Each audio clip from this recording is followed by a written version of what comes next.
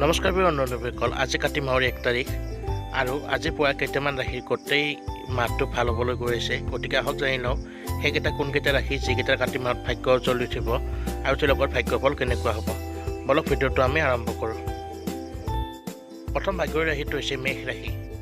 এই ৰাশিৰ লোকসকলৰ এই মাহটোত সকলো সমস্যাৰ সমাধান ঘটিব, লগতে জীৱনত সুখ আহিব আৰু বিভিন্ন দিশত সফলতা লাভ হ'ব আৰু এইবোৰৰ উপৰি হাতলৈ ধন হোৱাৰ সম্ভাৱনা আছে।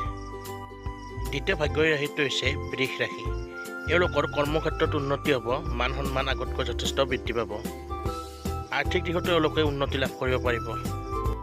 তৃতীয় ভাগ্যৰ ৰাশিটো হৈছে সিংহ ৰাশি। এওঁলোকৰ ভাগ্য উদয় হ'ব, লগতে সুখ লাভ কৰিব আৰু বেপাৰ বাণিজ্য আগতকৈ উন্নত হ'ব আৰু বিভিন্ন লাভ হ'ব বেপাৰ বাণিজ্যত। লগতে শিক্ষা আৰু কৰ্মৰ ক্ষেত্ৰত যথেষ্ট ভাগ্যৰ ৰূপে পৰিগণিত হ'ব আপোনাৰ এই মাহটো। চতুৰ্থ ভাগ্যৰ ৰাশিটো হৈছে মকৰ ৰাশি। আপোনালোকৰ স্বাস্থ্য আৰু প্ৰেমৰ ক্ষেত্ৰত যথেষ্ট উন্নত হোৱা দেখা যাব এই মাহটোত। লগতে দাম্পত্য আৰু বিদ্যাত শুভ হ'ব, লগতে চাকৰি লাভৰ সম্ভাৱনা আছে। পঞ্চম তথা অন্তিম ভাগ্যৰ ৰাশিটো হৈছে ধনু ৰাশি। আপোনালোকৰ সকলো দিশতে ভাগ্য উন্নত হ'ব, বিশেষকৈ ধন লাভৰ ক্ষেত্ৰত ভাল হ'ব আৰু আপোনালোকৰ কামবিলাক ভালদৰে সম্পূৰ্ণ হ'ব আৰু এই ভাগ্য উদয়ৰ দ্বাৰা আপোনাৰ মাহটো যথেষ্ট সুখৰ হ'ব। বন্ধুসকলে আছিল প্ৰধান 5টা ৰাশি যিকেইটা কাতি মাহত ভাগ্যৰ ৰূপে পৰিগণিত হৈছে।